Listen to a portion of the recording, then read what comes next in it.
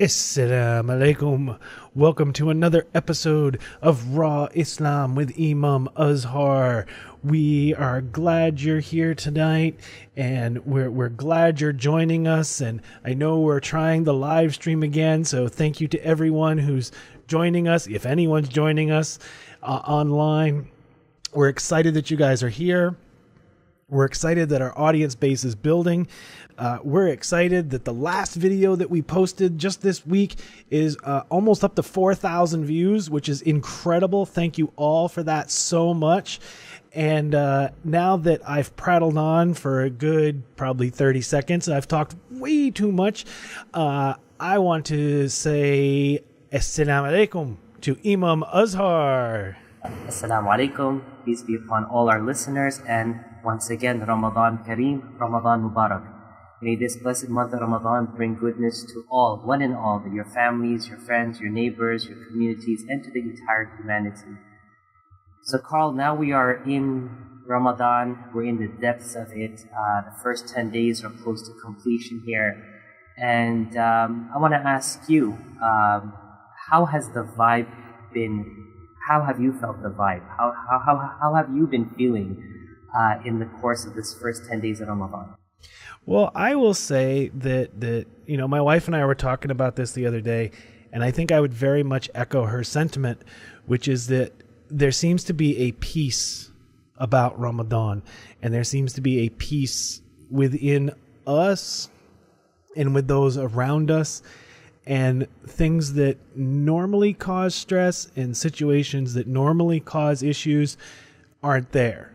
And well, they may be there, but there's more peace and relaxation and calm about it than there is normally. So basically, I would echo the sentiments that you just stated. There is a sense of serenity, and how can we say that? It's as if you can stop time and you can allow yourself to observe the time that you were so engrossed in prior to Ramadan. You can kind of like put a pause button and analyze what's happening around you. So that's so true, Carl. Regardless what's happening in the world, regardless what's happening in our neck of the woods, we find a sense of serenity and a sense of calm, as if it's kind of telling us indirectly it's all okay, or it's all going to be okay. Yeah, no, you're right. And that's that's kind of where we are. And it really is going to be okay. I know that when we turn on the news or we open any of our social media, whether it's Twitter or Facebook, and you look at this stuff, it doesn't seem like it's going to be okay. It doesn't seem like things are going in an okay direction. But the truth of the matter is that while we're fasting through all of this, and while we're doing all of this, it is actually going to be okay. And Ramadan brings that peace and brings that serenity, and it brings that reminder that it's all going to be okay. And it brings that reminder in the form of allowing us to believe that we can be instrumental, even if we're one individual out of the 7+ billion people. It allows us to believe that if all of us, the 1.6 billion Muslims on the face of this earth right now, if they can equip themselves with the necessary tools, then they could make a great stride and make great advancements towards making that world okay. But Carl, I want to relate to you some things that I observed in the first 10 days of Ramadan, in addition to it being the days and nights of mercy. I think we spoke briefly about it and outlined it in our last podcast. But, I feel, and please interject or correct me if you feel I'm wrong, that when something happens for too long, we tend to lose essence of it. Do you kind of feel where I'm going there? No, I do. It's okay. Here's an analogy for you. Yeah. So if somebody said you're going to get chocolate ice cream every night for dessert, the first day you're like, this is cool. The second day you're like, still kind of cool.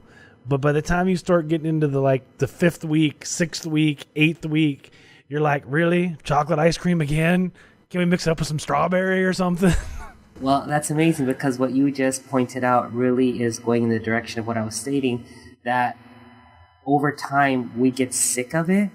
And well, you kind of added a temporary solution. If we can mix it up, add some chocolate chips, Oreos, Hershey's syrup, strawberries, fruit, and the whole 9 yards. We're not a fasting group of people right now at all. I think I just felt my stomach say, "Hey, stop it!" But I think after a while, you tend to feel tired of it, and it becomes, even if you accept it and you eat it on a day-to-day basis, it becomes just a ritual in the culture. Since you brought up ice cream, I'll give you a small story. Many, many, many years ago, went to Umrah in Saudi Arabia with my family, and we ran after the Dhuhr prayer to grab a burger from Burger King. And right around the corner from Burger King, there is a small pastry stand. And once the kids finish their food, they're like, we want some donuts. I was like, sure, why not? We'll go grab some donuts, and then there's no asking for food until later at night after the Isha prayer. So we got Asr Maghrib Isha, and there's no questioning about food or, telling me that you're hungry. So they went and purchased their donuts, and on the way back to the table, there was a child on the floor sitting with his family.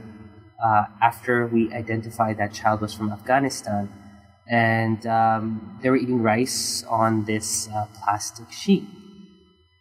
And so one of my daughters said, why don't we share with the boy? I said, sure, that's totally up to you. Go ahead and do it. And I could still remember, Carl, the look in the eye of this child when he touched this donut, not knowing what it was. I believe it was an eclair. So it's a longer donut, cream filled, and the chocolate on top. Forget what was inside and what was on top. He was still at awe with what it was. And I'm sure that was a spoiling moment for him because maybe he's never touched a donut before. But I'm sure it's something that he relished and something that he'll remember for his life, because it's not something that children on the streets of Afghanistan have the facility to go every morning to Dunkin' Donuts or to Starbucks and pick up a coffee and some donuts. It's not there. I'm giving you this story because I want their listeners and yourself and myself to remind ourselves of how we would value something we never had touched or something that we seldomly may come across in our life.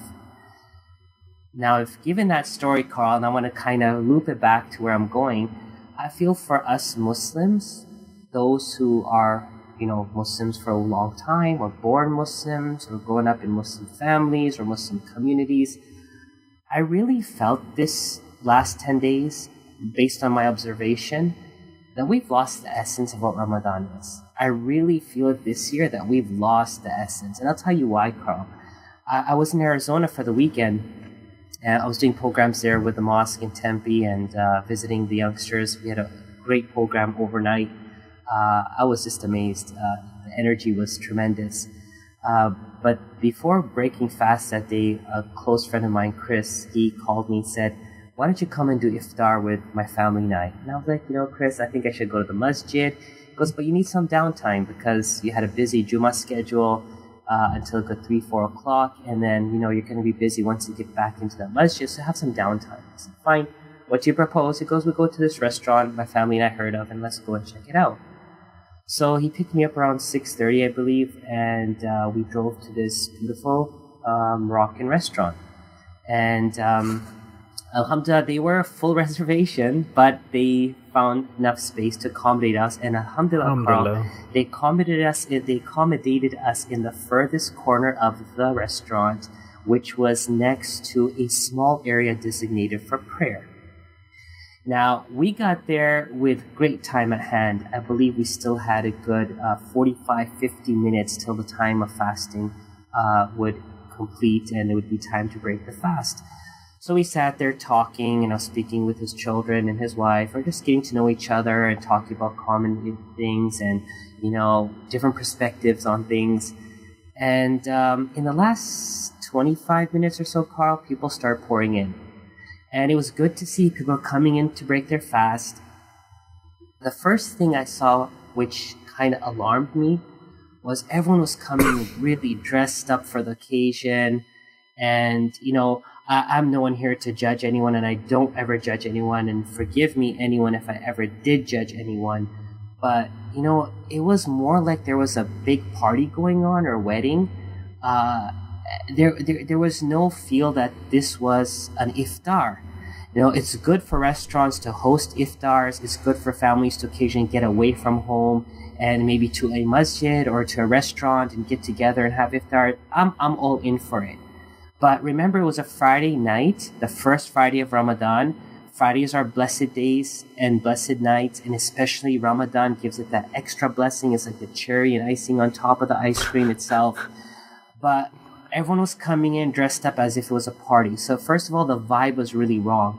Number two, when we were small, Carl, like we would go to the masjid as children, and we would help put the food out on the tables and on the sufra, the cloths on the floor, and everyone would sit down. In the last 5-7 minutes, it would be complete silence. And people would be raising their hands and praying and crying and thanking Allah for their blessings. There was a feel. And of course, it's backed by hadith. It's those last minutes of the night before you break the fast that the dua is accepted. And the dua and the supplication, dua means supplication. The supplication and prayer of a fasting person at the time of breaking fast is never rejected. So Carl, tell me, isn't that valuable? It's very valuable. I can't think of a better time to be able to make dua than in the middle of fasting, right before you break your fast, because like you said, it's always accepted. So you got the time of breaking fast on a Friday in Ramadan, right? It's like as they would say, nurun ala nur. It's light on light. It's gold water on gold. It's like the best thing happening. It's priceless. Let's simplify. It's priceless. All you heard was the clamor, the noise, the laughter, the shouting, the screaming continued to increase. And just like 5 minutes maybe before the time of breaking fast, people lined up to grab their iftar, and there was no dua. And I felt very uncomfortable because that's when it hit me. I'm not saying that was the only place it occurred. It's happening around, but that was a moment when I really noticed it, that what's going wrong in this picture. So people are lining up, laughing and joking and talking, and they're getting their food. And of course, as unfortunately many of us have witnessed, if not experienced, at time of breaking fast, the eyes are bigger than the stomach. Yes. And so we fill up the plate like it's a mountain in Fiji, and we don't complete it. And so the time of breaking fast, it was time of breaking the fast. My friend, he picked up a few dates and water and some juice. We all broke our fast. And I said to him, let's go pray, because it's right next to us. It's right there. Right, yeah. So we prayed. And I remember it's him and myself, and his wife and daughters also prayed. And no one else came. And so by the time we finished praying and we prayed our sunnah, our voluntary prayers after the obligatory prayers, I said to his wife and his children, please, you go stand in line, at least get in line. Because the line had really rung around the whole restaurant. Yeah. But by that time it was halfway complete, so they got in line. And then him and I followed suit. The food was there. It's not like the food finished. Right, yeah. Our share. We took our desserts. We went to the table. And not to be judgmental, Carl, but it was an observation that really, really shocked me. And that's why when that moment I heard the clamor, the noise, the lack of observation of the precious moment of time, I kept observing then. I said, let me see what happens. In a restaurant full of maybe 150 people, less than 12 people prayed. And, I'm not saying they didn't go home and pray. Yeah. I'm not here to judge. Inshallah, everyone did their prayer. Maybe they prayed in their seats. I don't know. But it felt so off. That's not Ramadan. Look, we have to understand one thing. We all do our stuff, but Ramadan is the month that doesn't matter who you are. Doesn't matter if you're a devout scholar or Muslim or preacher or practicing Muslim, or you're just what you consider yourself to be a regular Joe Muslim. every Muslim in this month, their spirituality increases hundreds of percent. Hundreds. I'm not saying tens or ones, hundreds of percent. Let me give you a reason why. You may go to the masjid once a week for Jummah. But now because of Ramadan, you're going 4 days a week. You just increased 400%, 300% on what you're accustomed to. Or you go once in a week, now you're going once a day or once a night in addition to the Jummah. So you've increased 700%. You understand, these numbers are staggering. You may read 1 page of Quran a week, but now you're reading 1 page of Quran a day. You've increased 800%. It is a time where no one loses. Everyone is gaining, and everyone's gaining in leaps and bounds. The problem is that you don't want to lose it also. So you're filling up a bucket, but the bucket has holes on the bottom, so you're losing. And so that's what really caught me. I feel and I fear. The reality is we've lost the essence of Ramadan. We truly have. No, I kind of know what you're saying, and I know the adage of what Allah has covered, we're not supposed to uncover, but I'm guilty of it. I've done that. I've had those moments, and and you're right. I know the first year, maybe it was the second year that I was married, my wife was real upset, and I couldn't really figure out why. And it's because it didn't feel like Ramadan. It wasn't the Ramadan that she remembered. It wasn't the Ramadan that she grew up with, and that wasn't there,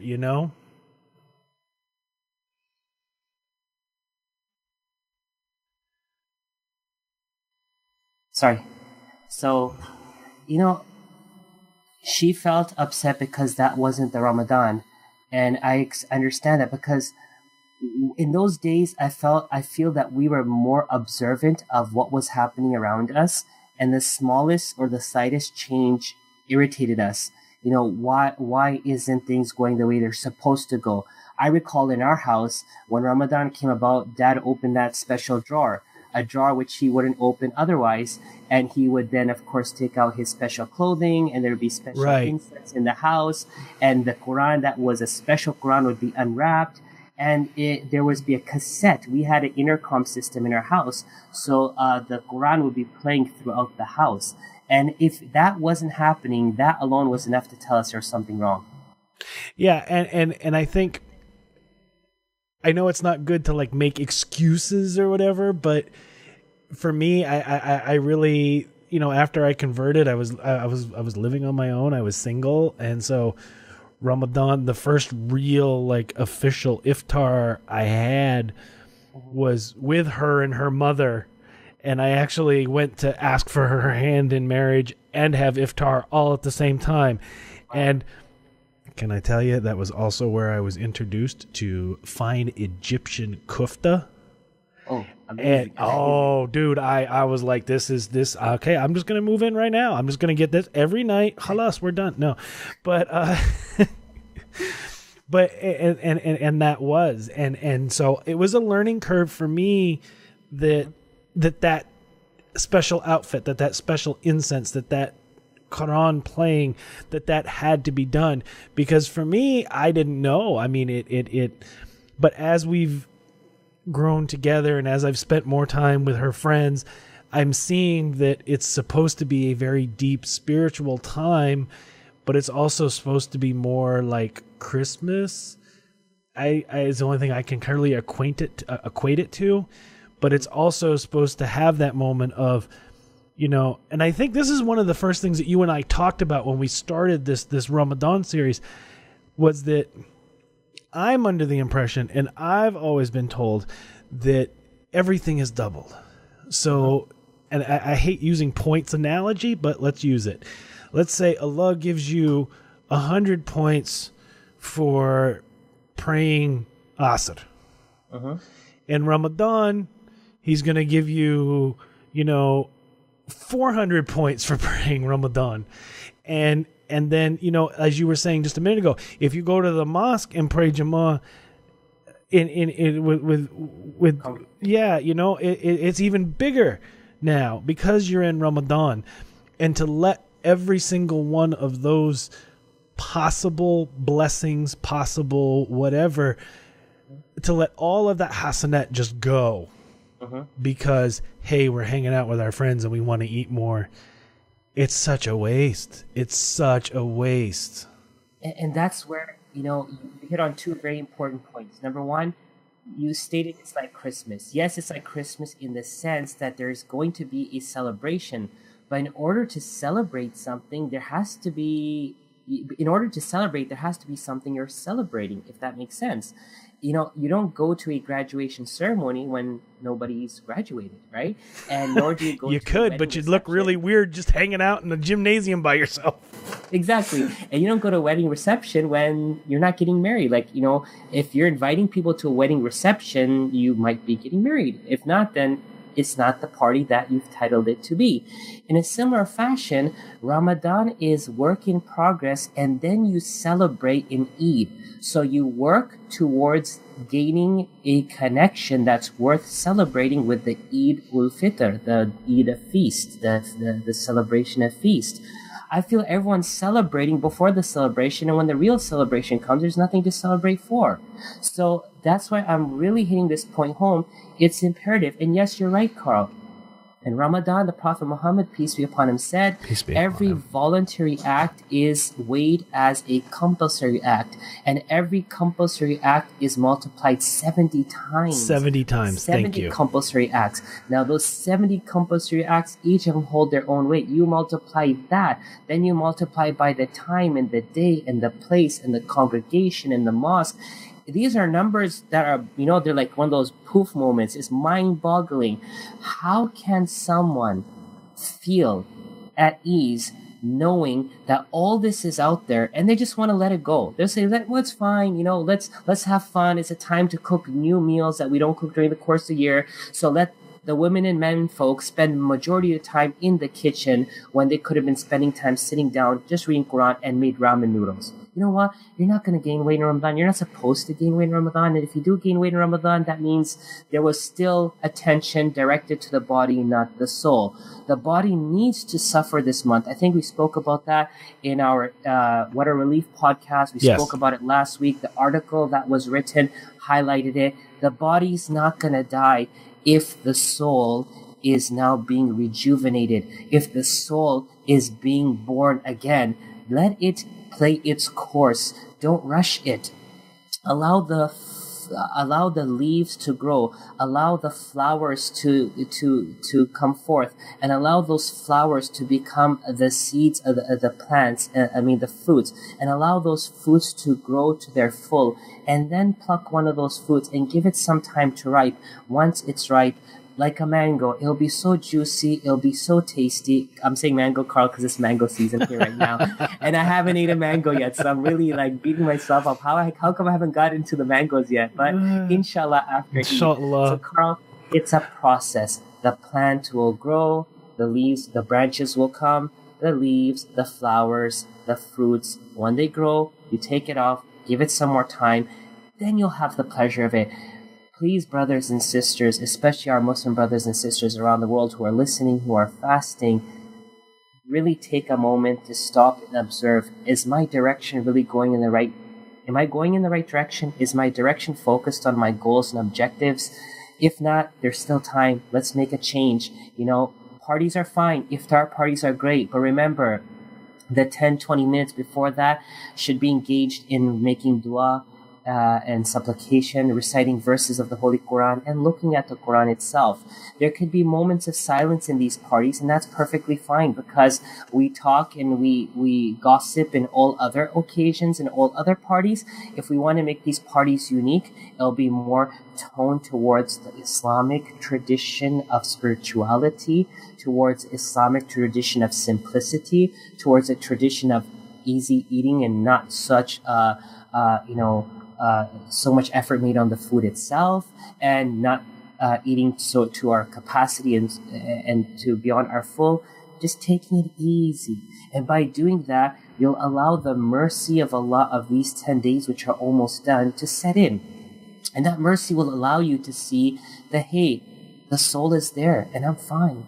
And so with that, Carl, I think, I wanted to share that observation of how I felt that alarmed by this. And I'm hoping and praying that this culture and tradition doesn't take over the essence of what is Ramadan, just as Santa Claus, Rudolph, the Grinch, and Frosty the Snowman. Thank you.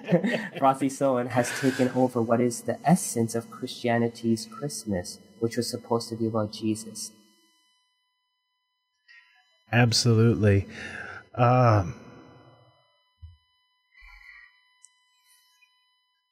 So do you want to do a closing and switch? Yeah, I'll do a closing and switch on this. Got it. Okay. And we'll edit all of that out. Right. No, you're absolutely right. The concept of Christmas and what it was and how it came about is something that I have personally always had problems with. Just the core essence of what it is. And to see what Coke did with Santa Claus and how it just has overrun that it's. And so for anybody that's listening and watching and paying attention to this, you've got two Muslims right here that are saying Christmas is too commercialized. Maybe you should put some of the religion back in Christmas. So just take note of that. But that's right, Carl. And that's what we fear, because there's a time and a place and a space for everything. Islam, and I'm sure in Christianity also, there's no prohibition that you can't have family functions and eat together and have picnics and have fun and exchange gifts. It's not prohibited. There's nothing saying explicitly this is wrong, but there's a time and a space. And when we try to take over every single practice and performance and occasion and opportunity to try to make it a unified theme of enjoyment and pleasure and partying and celebrating, then we lose essence. The mosque has a spiritual touch. The markets have a shopping pleasure. The parks have a time of leisure. And the mountains and the forest gives you a sense of serenity. If we try to make the forest like the malls, and we make the playgrounds and the parks like the malls, then we're kind of losing essence on what those places are. They're different because they have different purposes. So the mercy of Allah entails a little bit of struggle. And be selfish this month. My closing words today is, Carl, be selfish. It's all about you and what you can do to make yourself better. When you walk into a gym, and I know there's hundreds of gyms out there, there's so many fitness centers and, LA Fitness, and I'm just looking at the names and the boards I remember all across the city. Like, there's so many exercise places that people go to for fitness, and when they walk in there, everyone is focused on fitness. And about fitness for who? Themselves. Selfish fitness. There on the treadmill, I don't care what that person's doing on the elliptical. I don't care what that person is doing lifting weights. That's good for them. I'm here for myself. I don't care if there's anyone here or if there's no one here. I'm here for myself. Ramadan, my brothers and sisters, friends and fellow listeners, it's about you. Until you don't equip yourself with what's necessary, you can't change the world. And of course, Islam's bigger picture is to make the world a better place, and it can't happen until we make ourselves better people. And the only time in Islam during the course of an annual cycle that you can make yourself better is in the month of Ramadan. So my closing words, Carl, is simple. Be selfish. 10 days are almost done. 20 days are left. Make sure we become selfish. And with that, ladies and gentlemen, we send you off into the world to be a light to the world, to enlighten the world, to share the world with our neighbors, and to be selfish. We want to thank everybody who's downloaded this episode. We want to thank everybody who's commented. We want to thank everybody who has shared this episode with someone. And if you're listening to this because you found it and somebody shared it with you, reach out to us. Let us know. One of the things that we love here is getting comments. I know we've gotten comments from Arizona, California, and my favorite one thus far is, what was it? It was South Africa, right? Yes. Yeah, South Africa. And that continuously blows my mind that we can sit here and talk about Ramadan and somebody in South Africa is listening to us talk about Ramadan. Unfortunately, I really hope that we're not ruining his Ramadan by talking about ice cream and mangoes so much this episode, but there it is. So with that, ladies and gentlemen, I will say thank you, Imam Azhar, for joining us this evening. I will say thank you to everyone who is downloading and listening to this and sharing this. And until next time, we will say Assalamu alaikum. Assalamu alaikum. 2 Iraqis came here to this country, were radicalized. For that terror attack overseas. Total and complete shutdown of Muslims entering the United States. First of all, we should develop detention centers for them. Everywhere there is Islam, you'll find women oppressed.